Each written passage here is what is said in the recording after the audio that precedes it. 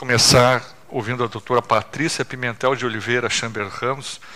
Ela é doutoranda em Direito Penal pela Universidade do Estado do Rio de Janeiro, graduada pela Universidade do Rio de Janeiro, mestrado pela Universidade do Rio de Janeiro e especialização no atendimento a crianças vítimas de violência pela PUC do Rio de Janeiro.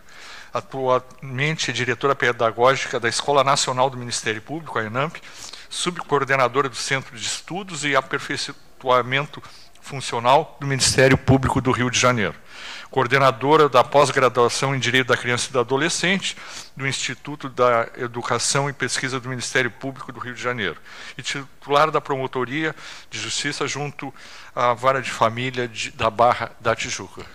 Doutora Patrícia, almoçamos, estava rememorando, já somos amigos há 11 anos, e o que nos fez trabalhar juntos várias vezes foi esse interesse pela área da infância e da juventude, né? E hoje mais, ela é uma promotora numa vara de família, e essas questões que nós discutimos pela manhã, ela enfrenta no dia a dia lá no estado do Rio de Janeiro. Então, Patrícia, muito obrigado por ter aceito o nosso convite. Por favor. Bom, boa tarde a todos. Agradeço o convite do desembargador da Autué. Para mim é um prazer muito grande estar aqui para a gente discutir esse assunto tão relevante e inovador. Eu achei assim a temática da palestra organizada é inovadora, porque pouco tem se discutido a questão do contraditório e ampla defesa nos laudos periciais, né? Quando eu mencionei lá no Rio que eu ia tratar desse tema aqui, os técnicos do Rio de Janeiro ficaram muito interessados nessa palestra, e não só nessa, né, mas de todas as do dia que estão sendo discutidas aqui. Antes de eu entrar assim, no tema específico, eu também gostaria de falar um pouquinho da minha trajetória, do meu interesse nesse tema. Eu sou promotora de justiça desde 1997, e fui 12 anos titular de uma vara de infância e juventude, numa promotoria de infância e juventude. E no início da carreira, eu me deparei com algumas situações que me deixaram constrangidas por causa de laudos periciais. E aí trazer esse tema é interessante para a gente refletir, eu poder prosseguir nessa palestra. A psicóloga do judiciário, ela fez um laudo bem fundamentado, chegou aí na escola da criança, chegou a participar de vários... entrevistou a mãe, entrevistou outros familiares, e nós fomos, então, ouvir a psicóloga que tinha dado o laudo inicial. Por que ela concluiu que tinha acontecido o abuso sexual?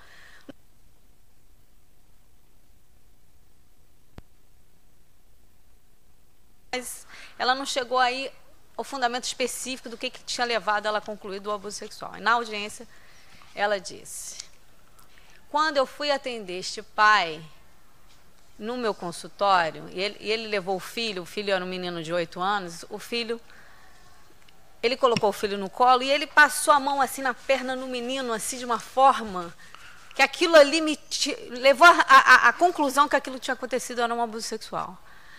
E eu falei assim, meu Deus, como assim? E aí eu fiquei um pouco admirada, e até porque eu tinha ingressado numa ação judicial, uma representação. Eu não era promotora do crime, mas eventualmente esse pai poderia ter sido processado por um crime.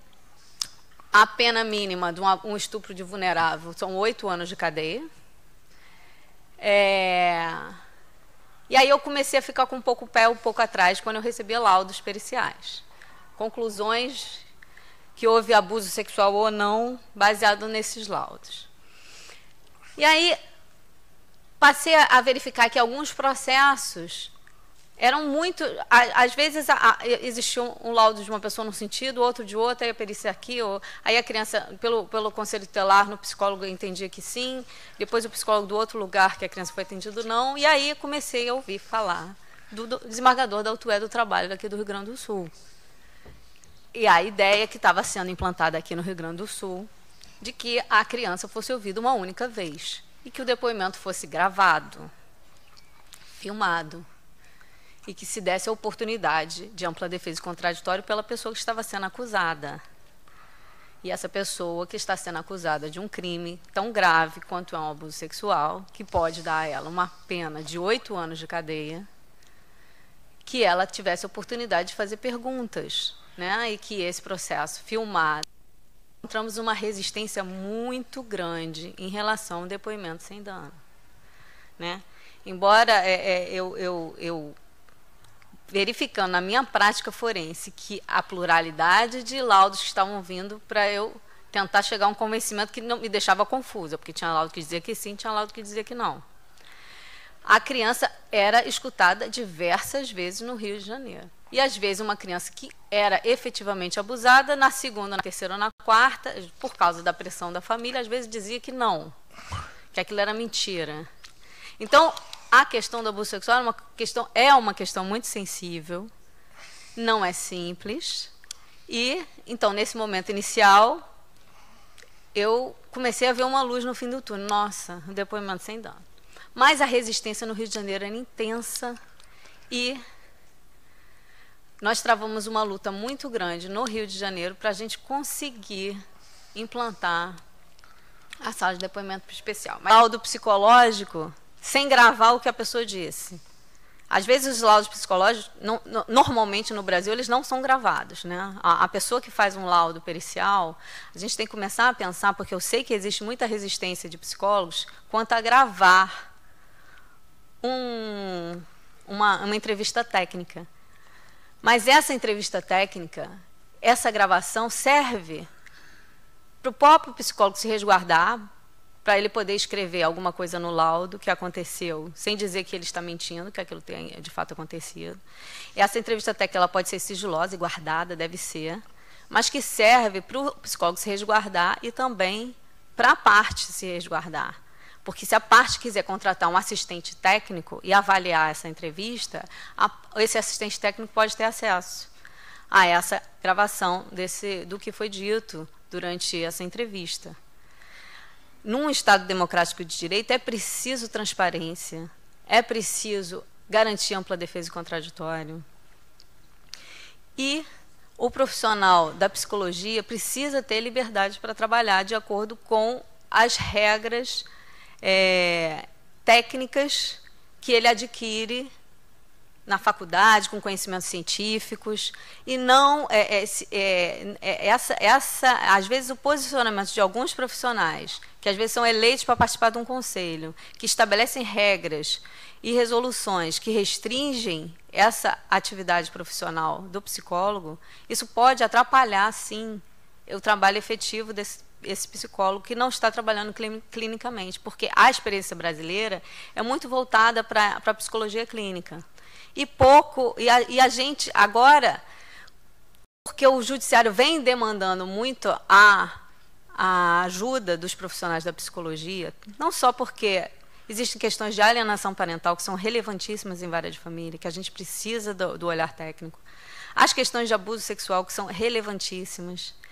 Existem essas questões da importância da guarda compartilhada ou guarda alternada, da falta que o pai faz, da falta que a mãe faz, da questão da saúde mental, que é tão relevante no judiciário, não só no judiciário. O psicólogo está sendo demandado em várias áreas diferentes, não só até carteira de habilitação, até para a pessoa poder portar arma de fogo, enfim. O psicólogo está sendo muito demandado. E as práticas profissionais precisam ser avaliadas e reavaliadas em continuidade. Eu trouxe aqui a lei que cria o Conselho Federal de Psicologia. É uma lei, a Lei 5.766, ela é de 71. É uma lei que foi publicada durante a ditadura militar. E por que eu estou falando nessa questão? A gente tem que refletir se essa lei realmente ela está inspirada pelos ideais democráticos e de cidadania, de humanidade, que foram inspiradores para a Constituição de 88. Algumas regras que estão aqui também estão, por exemplo, na lei dos advogados da OAB, mas de forma muito mais na OAB de forma muito mais que garante uma maior autonomia profissional aos advogados do que aos profissionais da psicologia. Essa lei, ela, por exemplo, pune aqui, é uma falta disciplinar, por exemplo, para a pessoa não pagar, constitui infração administrativa. Deixar de pagar aos conselhos pontualmente as contribuições que esteja obrigado. Então, um profissional de psicologia que não paga pontualmente a contribuição que já está sujeito aqui a uma infração disciplinar. Mas, pelo menos, é lei. A gente pode questionar isso porque o profissional de direito sabe que a Constituição é o vértice do sistema. E, às vezes, o profissional da psicologia ele se sente muito vulnerável por conta disso. Porque o profissional da psicologia, trabalhando junto ao judiciário, junto ao conselho tutelar, às vezes junto aos CRAs, ele se sente inseguro por causa dessa atuação extremamente punitiva do conselho. E o conselho... E esses profissionais, por exemplo, e aí eu voltando a falar do depoimento especial, muitos profissionais que trabalhavam no Conselho do Rio de Janeiro, em específico, tinham uma resistência muito grande ao depoimento especial justamente porque o depoimento especial seria gravado. E assim é na gravação que a gente garante transparência, que a gente garante resguarda tanto a pessoa que está sendo entrevistada quanto o próprio profissional. Não só a gente resguarda, como a gente evita da criança ser ouvida de novo. A gente garante ao assistente técnico que ele tem acesso ao que foi dito, sem que o assistente técnico precise ouvir de novo essa criança. E essa é uma regra de transparência que é inspirada em princípios democráticos, em ampla defesa e contraditório. Né? A questão dessa gravação também vem fazendo parte de diretivas europeias. A Diretiva Europeia 2012/29, que é uma diretiva que visa proteger pessoas vítimas de crimes, ela fala especificamente também da criança vítima de crime e como a criança é mais vulnerável, a importância de se gravar o depoimento. Então, a resistência do profissional, de alguns profissionais, né, de psicologia que são contrários à gravação, parece que ela está batendo de frente com um grande entendimento, no sentido de que essa gravação ela resguarda também o profissional, ela resguarda a criança, ela garante transparência, ela garante ampla defesa e contraditória.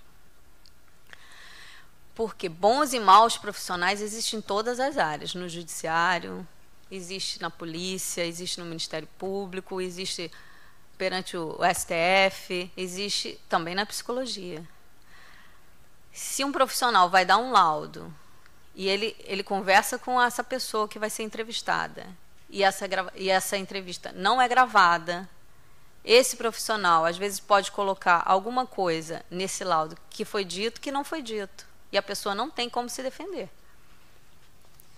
E a pessoa não ter como se defender é extremamente grave em situações que podem afetar diretamente a vida dessa pessoa.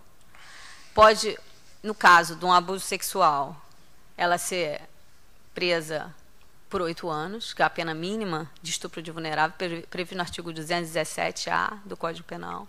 E não só na questão do estupro de vulnerável, mas só o fato de uma pessoa, por exemplo, ter a guarda invertida dos seus filhos, perder a guarda dos seus filhos.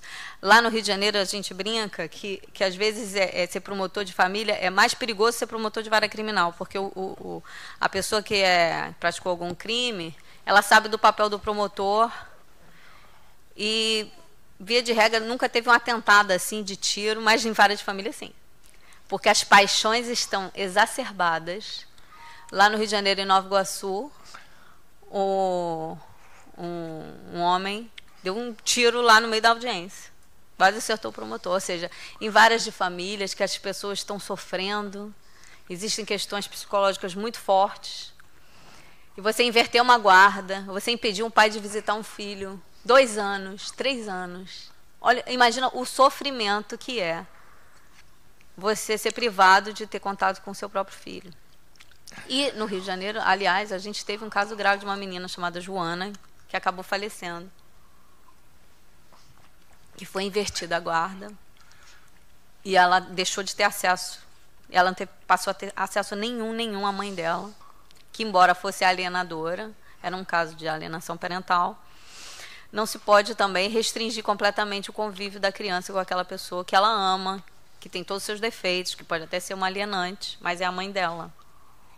Essa criança começou a se agredir, se machucar, e o pai acabou internando, e acabou que a menina estava com meningite, e por uma infelicidade, a mãe não foi comunicada, a criança acabou falecendo por um erro médico, e a mãe não teve acesso a essa criança, ficou 2 meses sem acesso a essa criança, e a criança faleceu.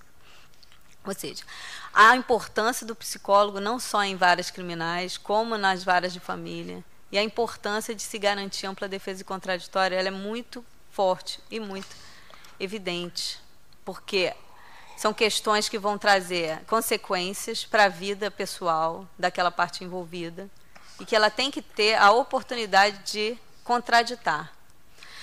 O Código de Processo Civil, ele trata da perícia judicial. E na perícia judicial é garantida o contraditório através do assistente técnico. Mas a perícia judicial específica, ela é genérica, né? A do CPC, ela fala em uma perícia médica, perícias de engenharia. A perícia psicológica, ela tem um quê diferencial, porque ela parte da escuta da pessoa, né? Do que está ali dentro da mente da pessoa. E isso é muito difícil do assistente técnico conseguir reproduzir se ele não participou, se ele não teve acesso, se ele não filmou. Como é que o assistente técnico vai poder contraditar uma perícia realizada se essa perícia não foi gravada?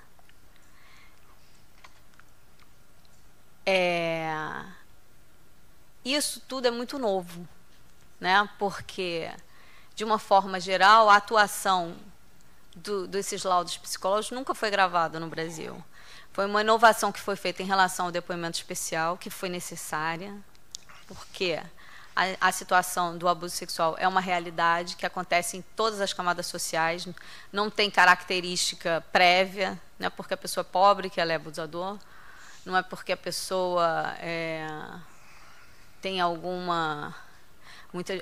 Muitos abusadores, eles são pessoas muito educadas, são sedutores, são pessoas que são formadas, foram para a escola, têm família, tem pai, tem mãe.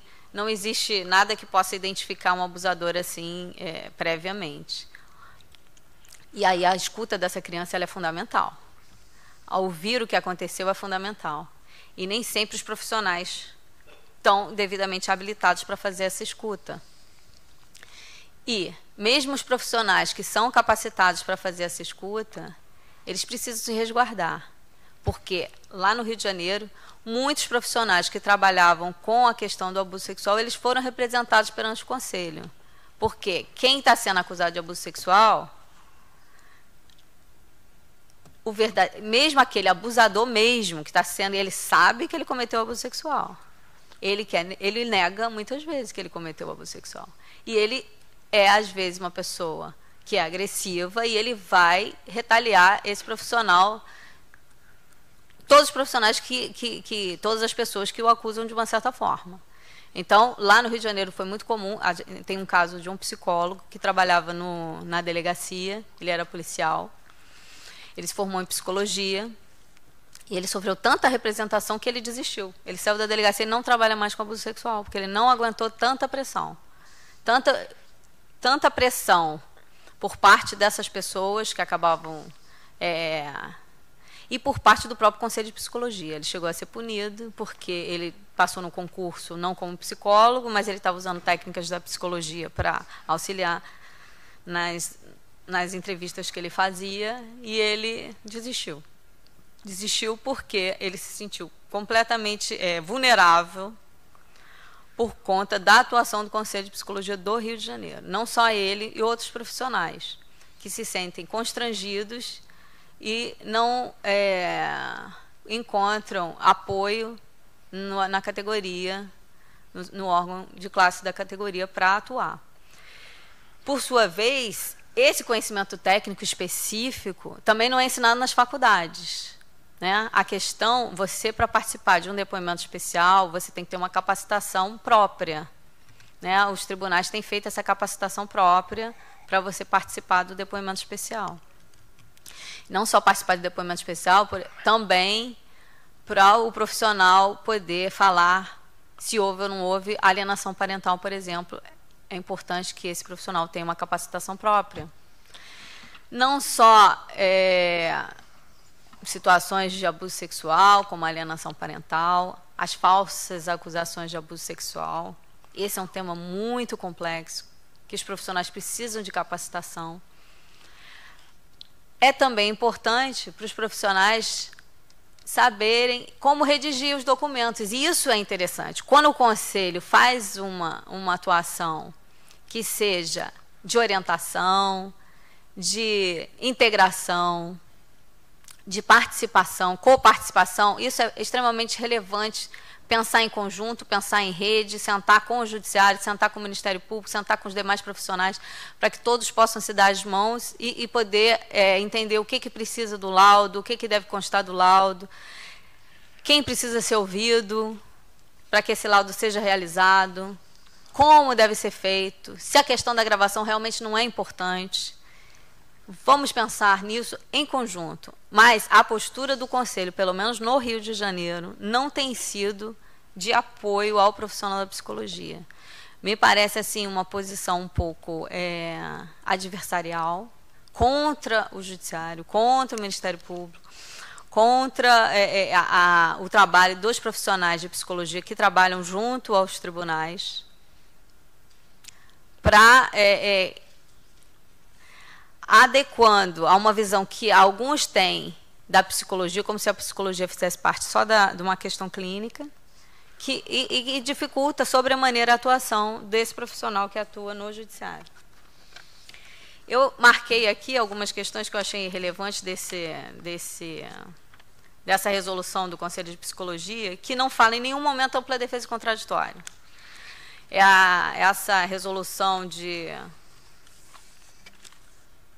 6 de 2019, existe uma versão comentada até, que está na internet, que faz uma diferenciação do que é um documento psicológico, os princípios, a linguagem, os princípios éticos, do que deve conter. Também fala de um atestado psicológico, do relatório psicológico, de um laudo psicológico, de um parecer psicológico, faz diferenças entre esses. Isso, no meu entendimento, como promotor de justiça, isso pode ser unicamente consultivo, recomendativo, explanativo. Isso pode ser isso para auxiliar o psicólogo, não para punir psicólogo. Isso aqui deve ser usado como uma orientação básica. Mas se o psicólogo trocar, em vez de escrever que é um laudo psicológico, escrever que foi um relatório psicológico, ele não pode ser punido por isso. Se o psicólogo resolver dizer o parecer psicológico aqui por essa resolução, ele não faz uma avaliação da pessoa em si. Parecer psicológico por essa resolução não tem a parte de procedimento. Os referenciais teóricos só podem constar do relatório do laudo psicológico, não constam da declaração, não constam do atestado. Essa resolução ela fez várias considerações, mas o que é importante destacar aqui? Essa resolução não é lei. O princípio da liberdade é o seguinte: a todos é permitido fazer o que não é proibido por lei. O que o psicólogo está vinculado à lei da psicologia, que criou, que é a Lei 4.119. Também está ligado, também pode-se dizer, a essa Lei 5.766 que cria os conselhos. Agora, as resoluções, elas são orientações. Elas não podem aplicar punições, porque as infrações administrativas têm que estar previstas em lei. Não é o Conselho de Psicologia que a cada resolução, que são várias, criar regrinhas para punir psicólogo. Eles que podem até criar regras para que o psicólogo exerça melhor a sua atividade funcional. Mas não para punir se escreveu que era atestado, quando, na verdade, por essa resolução seria um laudo. Não pode punir porque era uma declaração, e na declaração o psicólogo foi um pouco a mais e fez uma avaliação mais profunda do caso. Punir, não. Orientar, sim. Então, a resolução ela pode orientar. Mas, infelizmente, nessa resolução não consta nenhuma regra de contraditória e ampla defesa. Até na que foi discutida na Justiça, que é a resolução da escuta de crianças, existe um artigo que diz que o psicólogo deve ouvir todos os envolvidos. O psicólogo incluir todas as pessoas envolvidas na situação de violência. É uma orientação boa. Essa orientação é boa, que se ouça todas as pessoas. Mas o psicólogo não pode ser punido se por um acaso não conseguiu ouvir quem deveria ouvir. E a gente avançando para a questão do depoimento especial, que a gente tem uma lei específica sobre isso, que é a 13.431, a lei 13.431, ela já traz todas as regras. É uma lei, ela tem uma força muito maior do que a resolução, que a resolução não tem força de lei. A lei 13.431, que trata do depoimento da escuta especializada, ela já traz várias minúcias, então qualquer psicólogo pode trabalhar com a justiça, por quê? Essa lei o está protegendo, além dessa resolução ter sido suspensa pela justiça, a própria legislação já traz o resguardo para o profissional trabalhar com a lei 13.431, que fala de como a criança deve ser escutada nas situações de violência. Então, a resolução do Conselho não estaria valendo por conta da própria lei que escreve e é muito mais minuciosa para dizer como a criança deve ser ouvida. Né? Existem protocolos a serem seguidos nas questões de violência. Existe esse objetivo de que a criança não seja ouvida por profissionais diferentes, que ela seja ouvida uma única vez, ou pelo menos 2 únicas vezes, uma na fase pré-judiciário, né, pela escuta especializada, e depois perante o depoimento especial no judiciário. Felizmente, aqui o Rio Grande do Sul está muito mais avançado que o Rio de Janeiro em relação a salas, né, de depoimento especial, até porque aqui foi inovador. Aqui existem muito mais salas do que no Rio. Nós, no Rio, as salas de depoimento especial ainda estão sendo implantadas, ainda estão... não são todas as comarcas que têm. O importante é que os profissionais sejam capacitados, os profissionais estão sendo capacitados. As salas de depoimento especial, elas garantem, então, a transparência. Essa transparência ela é feita no sentido de que o advogado de defesa pode fazer perguntas, né? E a criança protegida na sala de depoimento especial, o profissional que está lá, o profissional de psicologia, pode repassar essa pergunta de uma forma mais amena para a criança, e aí questões serem esclarecidas, e garantir essa capacitação, que tem que ser continuada, e muito especializada na questão do abuso sexual, que também a gente pode dizer que a alienação parental está intimamente ligado ao abuso sexual, porque às vezes não teve abuso, é só uma questão de alienação parental que pode ser melhor esclarecida por um profissional da psicologia que está ali numa sala de depoimento especial fazendo esse trabalho. Enfim, a minha intenção aqui hoje foi passar essas reflexões para vocês, dessa experiência minha profissional, dessa questão do Conselho de Psicologia, que a gente foi muito forte no Rio de Janeiro até a gente conseguir implantar as salas. E eu estou aberta a perguntas e troca de ideias com todos aqui. Muito obrigada. Obrigado, doutora Patrícia. A Alessandra vai passar 2 ou 3 perguntas até para passar para o próximo painel. Mas eu queria passar para vocês, eu já falei para a doutora Sônia, o doutor Paulo também, que vai falar depois, assim, como é importante que seja regulamentado essa questão da gravação. Porque a semana passada, né, doutor Paulo, semana passada, embora eu seja desembargador, a gente não faça audiência, eu fui fazer uma audiência de conciliação aqui, pessoas do interior. Um caso exatamente que por falta de regulamentação. O pai é acusado de abuso sexual, o DMJ fez avaliações aqui e constatou, segundo a opinião, a conclusão da psiquiatra e da psicóloga, que existia um caso de alienação parental por parte da mãe. E eu chamei as pessoas porque me chamou a atenção, porque o maior alienador ali era o advogado da mãe. Porque as pessoas são induzidas, a mãe mas o advogado era mais ainda.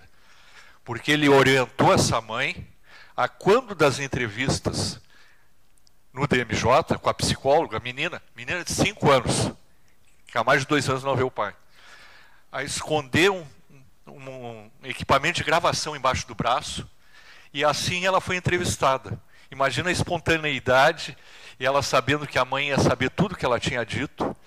Como é que ela ia trabalhar sendo obrigada, né? Então, é importante a gente discutir isso. Tem o contraditório, tem a ampla defesa, mas a gente tem que encontrar uma forma que seja a melhor possível. Não pode simplesmente uma parte se esconder. Eu tive em Brasília, a questão dos 2 meses atrás, uma entrevista com a ministra Damares. Não era só eu, era eu e os procuradores do trabalho. E lá em Brasília, todos os ministros têm uma determinação, eu acho que é da Presidência da República, eles não, quando eles concedem audiências assim, em particular, o celular tem que ficar do lado de fora. Não é permitido que as pessoas utilizem celular quando estão entrevistando os ministros. Para quê? Porque é exatamente isso. Que seja um contexto todo, que não seja pensado alguma coisa completamente fora da situação que está sendo conversada. Então, é muito importante que a gente comece a conversar e que essa construção seja coletiva. O que eu tenho muito medo é que, às vezes, tem gente que tem a caneta muito pesada, que a gente não consiga conversar, entrar em consenso e regulamentar, e alguém iluminado venha e baixa uma regra assim, vai ser assim. E daí não é um trabalho coletivo, e eu acho que é muito importante que todos os profissionais que trabalham no sistema de justiça tenham a oportunidade de contribuir para que essa regulamentação seja efetivada. Eu acho que nós temos capacidade de conversar e criar e melhorar aquilo que está sendo realizado. Bom, olá. Poderia falar um pouco mais sobre a capacitação, regulamentação, atuação do Conselho? Obrigado. Foi um rapaz. Isso ainda está, assim, em construção, né? Nós, por exemplo, do Judiciário, o Judiciário tem o CNJ, que é o Conselho Nacional da Justiça. O Ministério Público tem o CNMP, que é o Conselho Nacional da MP, né? Que é o nosso órgão de fiscalização. Os psicólogos têm o Conselho, né? Agora, os psicólogos elegem, né, os participantes do Conselho. E quais são as propostas? Eu acho que cabe muito aos psicólogos pensarem o que eles querem do Conselho deles, né? Embora o Conselho seja um órgão de fiscalização, né, e de apuração, de eventual falta funcional dos psicólogos, é mais importante para o bom andamento dos trabalhos de todos, né, que os conselhos, a prioridade deles seja orientar, né, capacitar. Né, em primeiro lugar, orientar, capacitar, conversar, dialogar. Se a gente está numa democracia, a gente pressupõe que as pessoas conversem, que as pessoas orientem, que as pessoas troquem ideias. E, por fim, se realmente o comportamento não está adequado, sim, pode haver punição. Mas que essa punição seja, primeiro, que se comece a conversar, dialogar e pensar, especialmente essa questão do abuso sexual, é uma questão extremamente sensível, que precisa muito, muito conhecimento técnico. E como são várias áreas que trabalham em conjunto, que se possa conversar e dialogar com as diversas áreas que trabalham em conjunto, né? Que não seja uma coisa isolada, até para que o psicólogo conheça regras. Por exemplo, nas discussões que a gente tinha no Rio de Janeiro, alguns psicólogos que eram contrários ao depoimento especial achavam que só a criança seria gravado, não tinham ideia de que, por exemplo, qualquer depoimento de testemunha é gravado. Eles tinham uma resistência à gravação sem saber que todos os depoimentos nas audiências eram gravadas. A única diferença é que a criança não ia ser gravada. O depoimento dela não seria dentro de uma sala tradicional, que seria numa sala separada, mais bem cuidada, né? Só ela e a psicóloga. e não numa sala de audiência tradicional. Mas eles não sabiam que na sala de audiência tradicional todos os depoimentos eram gravados. Então, é importante a importância do diálogo, da conversa, e que, assim, a vantagem dos psicólogos em si é que eles também participam e elegem, né, quem vai estar nos conselhos. E é bom conversar com as pessoas que são candidatas e conhecer seus conselhos. Muitos psicólogos não conhecem, né, nem se preocupam com quem está no conselho. Passar a participar e estar atento a isso. Até porque, às vezes, vem resoluções aí que, às vezes, são impostas de cima para baixo, sem conversar. Quais as regras em relação aos documentos psicológicos previstos na resolução de 2019 que a senhora considera prejudiciais ao exercício profissional da psicologia?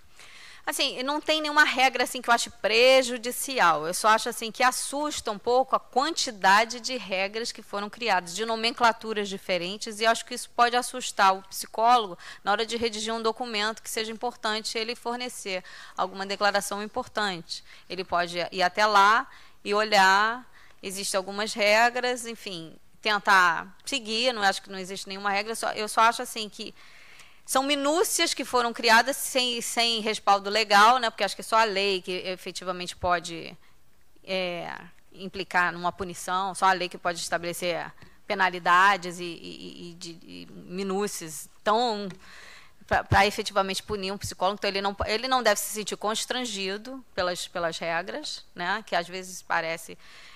Mas eu acho assim, de uma maneira geral, são regras interessantes, né, de ter a narrativa bem feita, que o português seja claro, que seja direcionado, que a pessoa se identifique. Eu acho que não existe nenhuma regra assim que seja ruim. Eu só acho que, assim, algumas regras não podem assustar o psicólogo. Ele tem que se sentir livre para exercer o seu ofício da maneira melhor possível, para o bem-estar daquela pessoa que ele está atendendo, baseado nos princípios éticos, né, mas que ele não se sinta assim restringido e temeroso de dar, porque às vezes o psicólogo ele fica temeroso de dar qualquer declaração por escrito, que ele fica com medo do conselho. Eu acho que isso não sirva para assustar o psicólogo. Tendo em vista que a resolução do Conselho Federal de Psicologia orienta o profissional psicólogo a relatar em seu laudo o procedimento que utilizou, isso não seria um dos possíveis meios de garantir a transparência da perícia? Será que só a gravação vai garantir? O procedimento é interessante. Ele diz assim, ó, eu entrevistei a mãe, eu entrevistei a tia, eu entrevistei a avó. Ok. Aí no meio do depoimento, lá nas conclusões, porque a mãe declarou assim, assim, assado. A mãe não assinou que declarou isso, mas o psicólogo ouviu. Como é que ele vai provar que ele ouviu? A gravação garante isso, né? Que ele ouviu, de fato. Porque no procedimento, ele só vai dizer assim, o que ele realizou ali, né? Quem ele ouviu, quem ele deixou de ouvir, por que ouviu, por que não ouviu, quais foram as técnicas que ele usou a técnica A, B, a, C. Mas algumas minúcias daquela entrevista, ele vai, às vezes, fazer uma declaração de que, às vezes, faz uma avaliação baseada no que a pessoa disse, mas ele não tem aquilo gravado, ele não tem como comprovar efetivamente que aquela pessoa disse aquilo. E a pessoa, às vezes, pode se sentir constrangida, pode dizer que não disse, pode se sentir... Enfim, eu acho que a gravação ela ajuda a resguardar tanto o psicólogo quanto a pessoa que foi entrevistada. Bom... Mas, de qualquer forma, assim, eu defendo que essa gravação fique sigilosa, que não é para ser divulgada para todo mundo, às vezes não precisa nem o juiz saber, o promotor saber, todos saberem do processo, né? Aquilo é uma entrevista técnica, gravada, que resguarda o psicólogo, e, de repente, o assistente técnico, outro assistente técnico tem acesso, porque também é psicólogo, e vai ter acesso àquilo, e vai poder fazer essa avaliação baseada na técnica que eles aprenderam na faculdade, das técnicas específicas que o judiciário, o promotor e o juiz não têm, porque são formados em direito, não conhecem, enfim, estruturas ou diagnósticos clínicos específicos, mas aquela gravação, de uma certa forma, seja um resguardo, mas que fique ali sigilosa para o trabalho técnico dos psicólogos, dos assistentes técnicos. Eu entendo assim. Só para vocês terem uma ideia, a Denise falou de manhã como era antigamente uma audiência. Eu sou juiz desde 1988, 31 anos. E eu fui para Santa Maria como juiz substituto, e era assim, não tinha computador, era uma máquina de escrever. A pessoa sentava na frente da gente, falava durante 5, 6, 10 minutos, a gente ouvia e era assim, ó, PR, perguntado, respondeu. Pá, em 4 ou 5 linhas. O resto tudo era perdido. Por mais que eu prestasse atenção, muita coisa era perdida daquela. Quando o advogado e o promotor ainda chamavam a atenção, mas ele disse isso, a gente ainda consignava. O resto todo era perdido, né? Então, essa questão, como disse a doutora Patrícia, assim, olha, é um resguardo até para o próprio profissional. A gente tem que criar uma regulamentação que isso seja cuidado, que não seja vazado e que não se perca em mãos indevidas, né? Tem que ter alguma regulamentação a respeito. Doutora Patrícia, muito, muito obrigado.